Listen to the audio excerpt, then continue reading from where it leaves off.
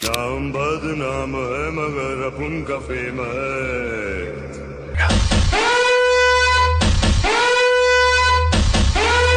हमसे जो टकराए वो दीवार भी गिरी, चलती है ना।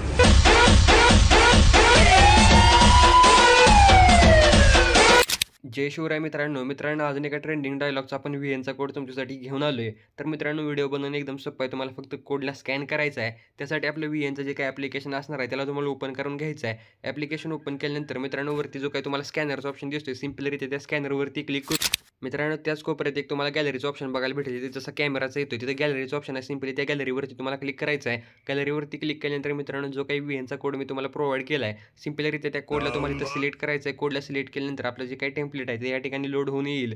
आता सिम्पली तुम्हाला खाली यूज टेम्पलेटवरती क्लिक करायचं आहे.